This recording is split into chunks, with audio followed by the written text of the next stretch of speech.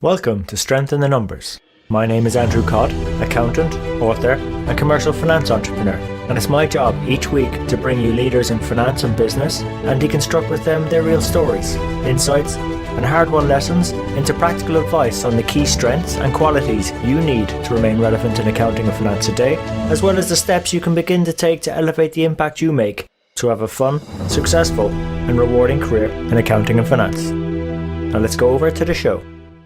Hi everyone, and welcome to another episode of Strength in the Numbers. I'm really excited to bring you our guest mentor today. I've been trying to get him on the show for a while, but he's just extremely sought after individual. His name is Chris Argent, and he's a future finance thought leader and founder of the Generation CFO group, which is one of the more active sort of must-go to peer groups for accountants and finance professionals on LinkedIn, and that's a testament to 66,000 members all over the world, which in terms of topics that seem to get covered there are around finance transformation, digital transformation, CFO role revolution, and the growth of the modern strategic business partner, all sort of topics you as listeners have asking me about. So I highly recommend you to check out Generation CFO, and I include the links in the show notes. Now, Chris also has an impeccable resume. He's delivered on many highly valuable finance transformation projects for blue chips like Vodafone, Amazon, John Lewis, and that's just to name a few. And similar to Chris, he's nowadays a highly rated independent finance transformation consultant and speaker. He's got a lot of practical value that we cover in this episode. Some areas we touch on are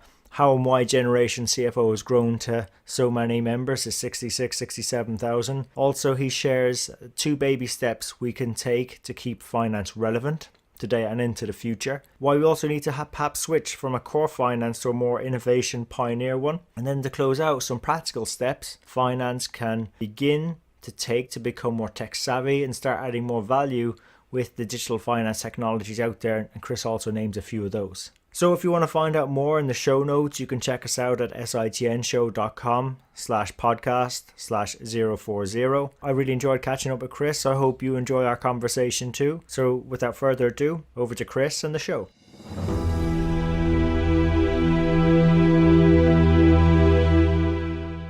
Yeah, definitely. So I started many moons ago as an accountant, working in the sort of the depths of finance operations and sort of definitely at the bottom of the ladder, looking up to the top, wanting to be a CFO one day. Did my AAT first, then went on to do ACCA exams, and I in the main was in around sort of SMEs and interesting businesses, but small to medium sized businesses. Worked all the way up to divisional CFO for an IT distribution company that worked with Dixons and Amazons, and I found that really interesting, the sort of the bigger picture. So I thought, you know what, after doing lots and lots of month ends and finding lots of problems with, producing numbers, after 15 years, I thought maybe there's another way of doing this. So I looked to the bigger companies, and I started working within transformation, which probably, the start of the finance shared services kind of curve. Okay.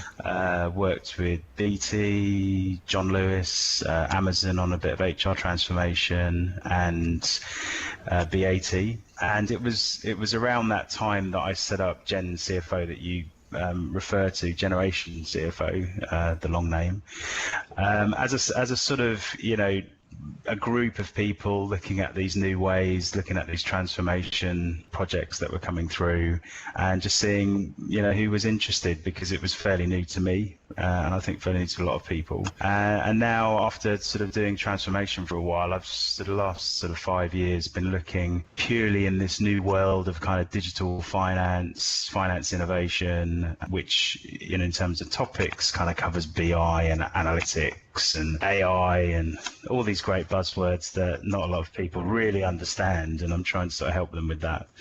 So that's quite interesting you introduce those, because that's what a lot of our audience and listeners are continually asking about. So that's why we try and bring on guests. And I have seen that in the Generation CFO platform on LinkedIn. I highly recommend people go check it out, and I'll put the link in the show notes.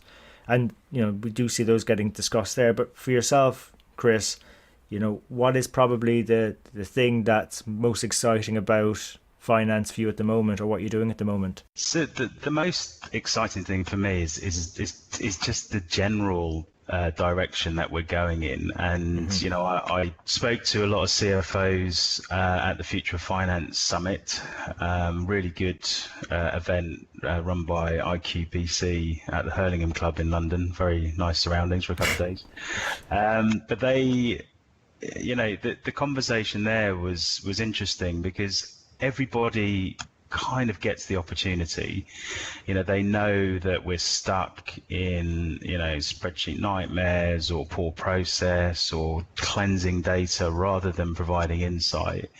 And everyone's keen, especially after, investing a lot in your further education and, Yeah. employing all these bright people on good wages. And everyone's keen to make sure these people are focused on strategic business partnering. But sometimes they're just stuck churning out reports. So at that sort of summit, the conversation was, yes, everyone agrees that there's an opportunity. Everyone knows it's going to radically change our careers, Yeah. maybe within the next 5 years. But is it up to me to make that change? Is it up to me to really understand and, enable that next step? I was saying, if it's not you, you're not at the table, and your relevance within the business becomes less. So I'm encouraging everyone to sort of keep learning in this area because it's inevitable. You look at what we call over the top applications, like your Deliveroos and things like that, Ubers, that need for a sort of brilliant interface, UX, data-driven, analytics, fast information, that will soon be an internal goal. And I'd even go as far as to say, people will start to judge whether to join you as a company based on how good or bad you are at this stuff. So we have to start getting it right, and finance has the perfect opportunity because they're the performance managers of the business. So if they're not doing it, who Yeah. is? Exactly. No, completely. So I completely agree. I mean, in terms of maybe some baby steps that we can start taking to get it right, like any thoughts for our listeners? Well, it was the leading question Yeah.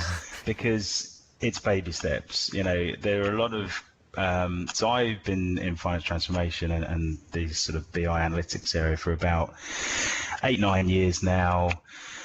And people still don't really understand it. In fact, I did a survey through Generation CFO, and I think the number was something like 35% of people, 32% of people weren't really aware of the technologies that could enable finance in this area. And I'm talking about reporting, data visualization, data analytics, and nothing, sort of radical like machine learning and R script and all this sort of stuff. So 32% of people got it. There's a lot of people that don't. So I think baby steps is right. You've got to present the case. I think there's a lot of projects that I've seen over the years that have started from an ERP transformation, and they've tried to lob BI and analytics on top of it. But by pairing the two together, you're running almost like a two-speed race under one big project, and your BI and analytics team is striving to go ahead faster than your ERP, which is a central IT project most of the time.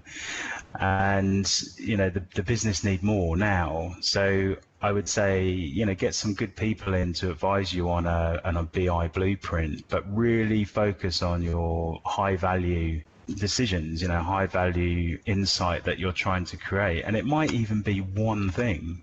If you sat down with your CEO or your commercial director and said, what's the biggest pain point for you this year? It might not even be on your finance team's radar, but go focus on that. And by presenting the value, and in pounds and pence as well, preferably, not just a nice whizzy dashboard, that's what's going to get you further sponsorship, further budget, and for you to build out your team. Yeah, that's some really good sort of little steps there. I don't think we can run at this and expect a big bang transformation to happen overnight. It's just maybe doing some of the little things well. I mean, are there any sort of other areas, perhaps, Chris, you think we could be doing better in finance? Yeah, definitely. I'd sort of caveat what I mean by small, actually, to just on what you said. When I say small, I mean specific. So the big bang could happen overnight, because you may, for instance, you may work for a company that has high attrition rates in a certain area. By analysing the behaviour of your staff through, surveys, or through their call activity, or, through the sort of the promoter scores that they might give to you, you could potentially come up with some behavioural analytics to say, oh, this person, this team are at risk of leaving. Yeah. So you can then intervene and say, right, how can I help this team improve? Then I'm saving myself a recruitment cost. And, you talk to any HR director, it's a lot cheaper to keep people than to, recruit and retain people. So it could be a small specific thing, but it could be the big bang. And that leads on to the next question, which is, what could we improve on? Finance is a business function. So I'm talking about HR, attrition rates, saving an HR recruit cost. We need to get much better at looking wider, looking even outside the business for insight and for data in this new world as well. So, can we use marketing information from, big companies like Nielsen, or credit information from, your Ds and D&Bs and clear scores and places like that? Is there proprietary information and data that we can get to use internally? And it's sort of, because we have such little time and we put it in the difficult box, it doesn't get done. Yeah. But we need to get much better at that, and that's going to keep us relevant, quite frankly, because otherwise, what's the future? Yeah. We're stuck in our spreadsheets. It's actually really interesting. I'm delighted you call that out, because I see it a lot even on the finance business partnering side. So moving away from the technology, where people, when they're supporting the business, they may be picking the easier people to go service and support. There may be the more difficult ones and keep putting it off, even though it makes more business sense to go and support those difficult challenges, because they're the ones that you can add a lot of value on, that allows us to be a bit more irreplaceable and less functional in people's minds, and gives us that sort of higher perceived value within the business. I think in terms of conversations we've had in the past, you might have described it as moving maybe from this core finance mindset to a finance innovation partner, doing those difficult things. So what do you mean by that? Well, what I mean by that is having a different mindset. There's been talk for a very long time about finance business partnering and, trying to get in front of the business, and that's kind of sat within commercial finance's world. But I think it's starting to sort of spread out across the whole of finance. FP&A and even stat world, needs to get much better at using data. But innovation for me is primarily a mindset change. You'll hear lots of people talk about agile ways of working and being data driven. And yes, there are sort of ways of working, methodologies that, the likes of, the Googles and Facebooks would sort of call out as a way of working. But for me, within finance, it's absolutely a mindset. It's getting up from your desk, it's talking to people about the decisions that they're making, and then having an open mind to the solutions, that you're going to present. And I'm finding 9 times out of 10, it comes back to, surfacing data, turning that into information and insight, the core job that we are supposed to be doing, I should add. But it's difficult, and I know it's difficult, and I speak to people regularly about this, and sometimes it's head in hands, because they're like, Chris, you're putting something on me that I would love to do but I cannot do.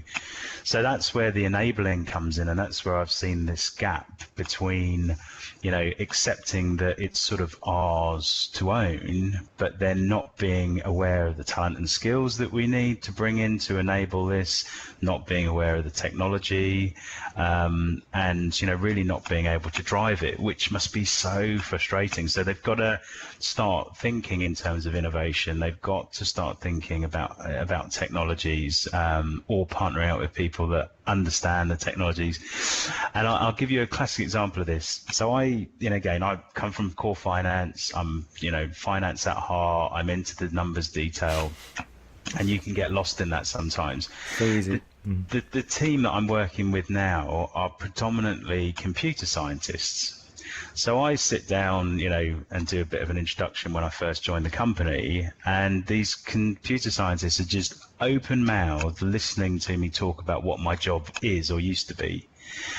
And they're saying, Chris, what you spend, maybe 2 weeks of a month generating numbers, structures, reports, analysis from a standard set of data, and then you try to interpret it, put some commentary on it, and you just about cross the line, and then there's about a week of, getting your head around what just happened before you go and do it all over again. Mm-hmm. The computer scientist brain cannot understand why this is a job. Nice.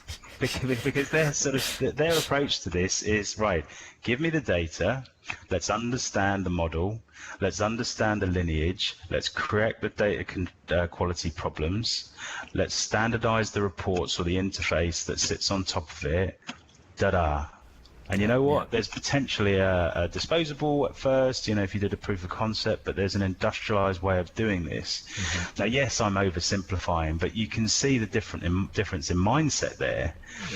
Yeah. They're looking at us as a redundant job. If they could only get their hands on it. Yeah, no, exactly. I mean, I made a whole career probably 10 years ago of doing that exact functional job, and systemizing it. It's just amazing now to see. It's like a massive big tidal wave where it's happening pretty much everywhere, and the technologies are pretty cool, and it's adopting Absolutely. that data science mindset as well. And you're only going to get that, as you said, from coming out from behind our desks and going talking to people and seeing what's out there. And it's I think we're not trying to scare people, it's just being considerate, because those functional roles, if there's a cheaper, more cost effective way of doing it, a company's going to do it. And the data scientists generally have the inside track on making that a reality. So where do finance go to remain relevant? And exactly. And does it comes back to this innovation, being aware of the technology impacts.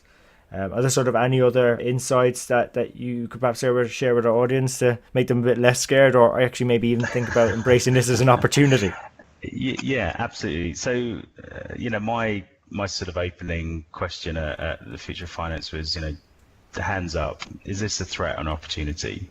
And people were very reluctant to put up their hands, not because they were shy, but because, I think most people were thinking, wow, I'm a 50-year-old CFO and I kind of don't get this, and I sort of see this as a threat. So I think everyone wanted to sort of appear to embrace it as an opportunity, but they saw it as a threat, and I think that threat comes from the knowledge gap.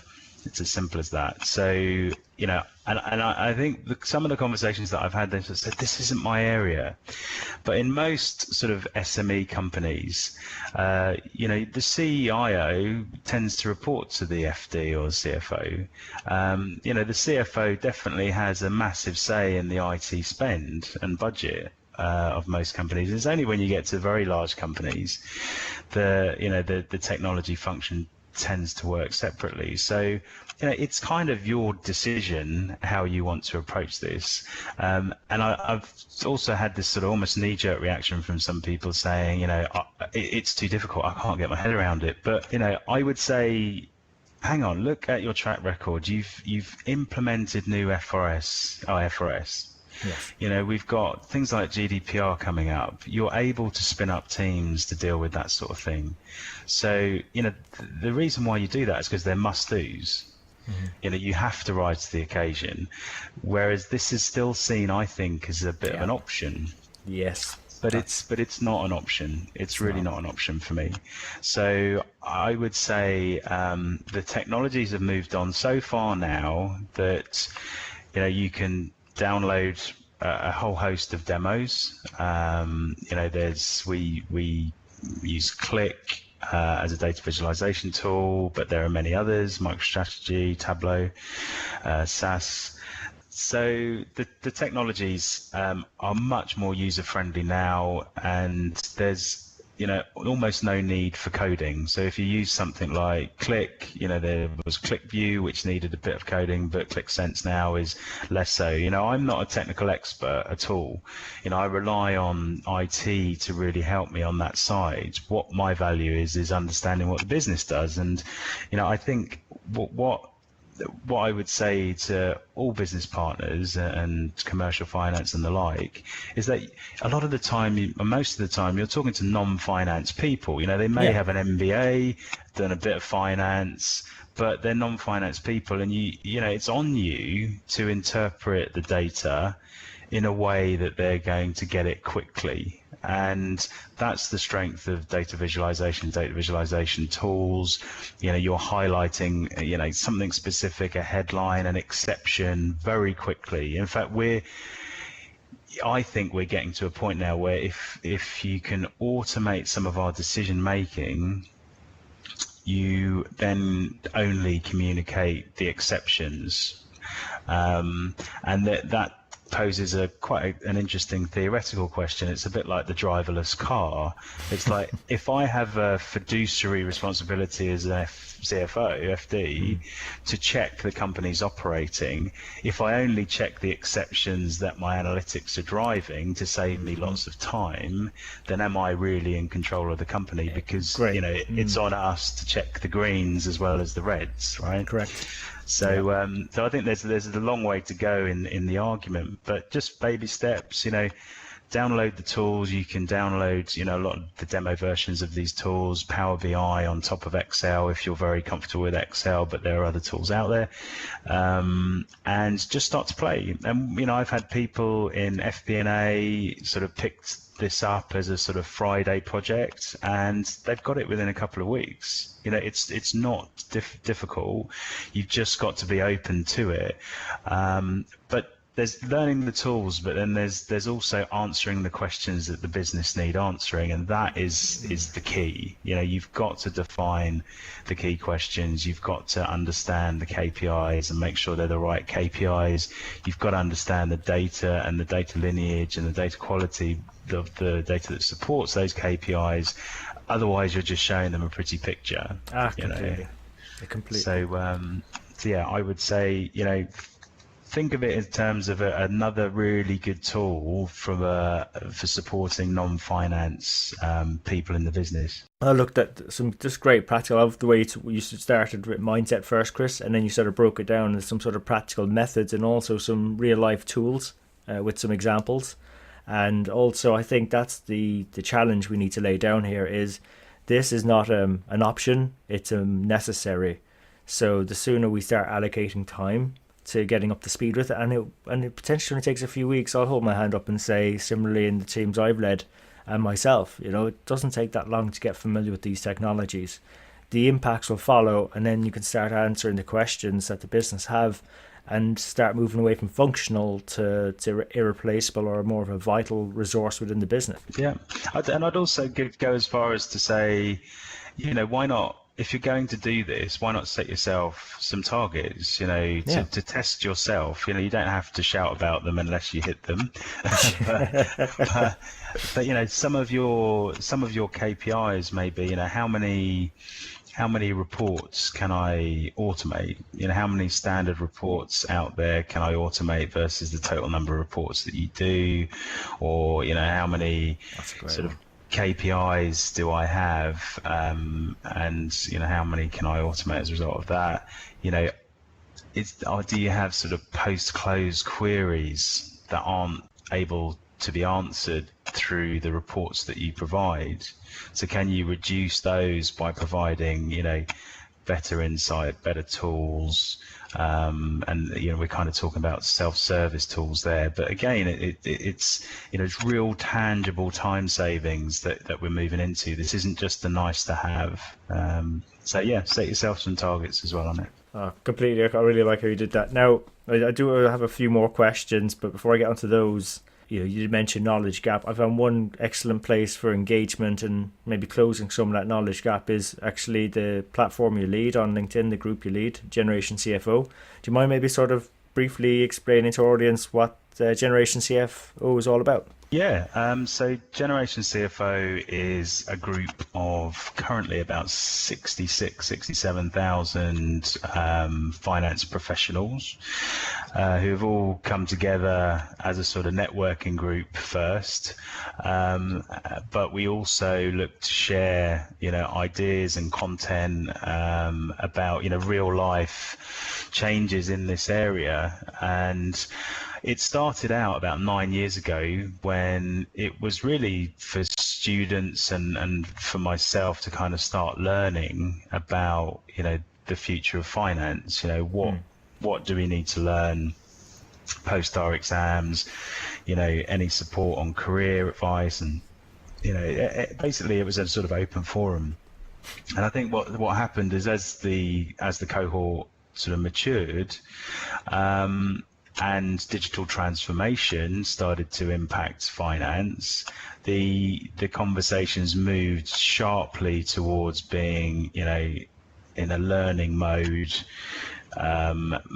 asking for advice and support from, coaches and vendors and, the like, to sort of close that knowledge gap.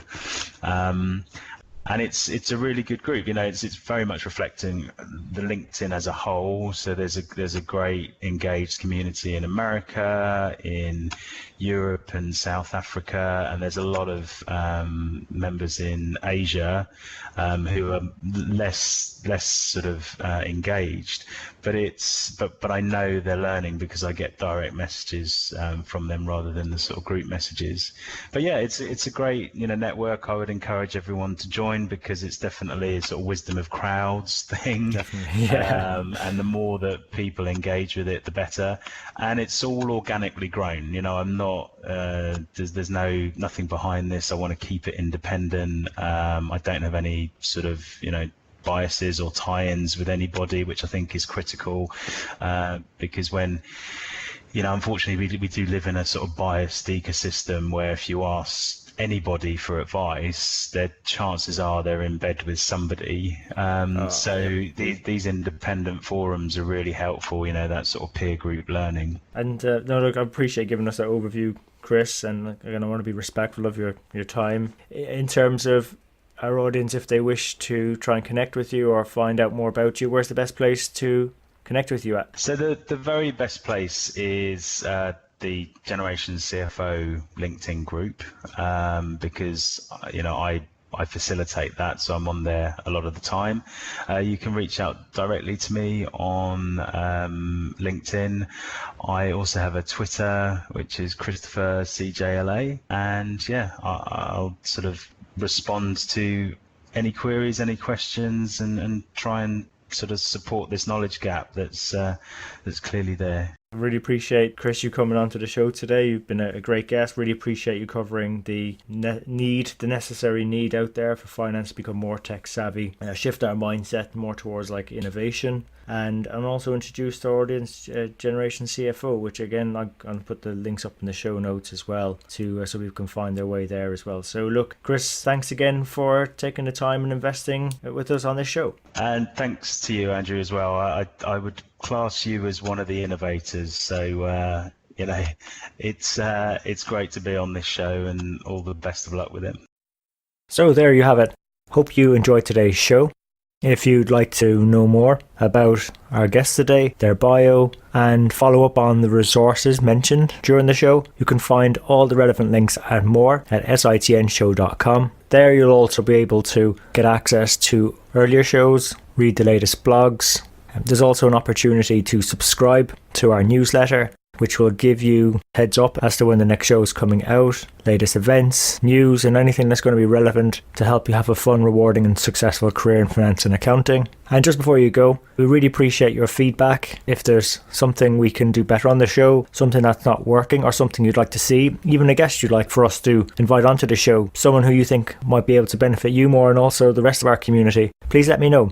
You can email me. I'm at andrew@sitnshow.com, or feel free to connect with me on LinkedIn. Just drop me a message so I know how you found me and we can connect. And really, it's our community that'll make the show. If we keep engaging and driving each other on, we'll keep on building our strength in the numbers. When all is said and done, if we can do the numbers better and finance better, we'll create more opportunities for ourselves, our friends, our families, our communities, and our businesses. So until next time, have a good rest of the week, take care, and let's keep building our strength in the numbers.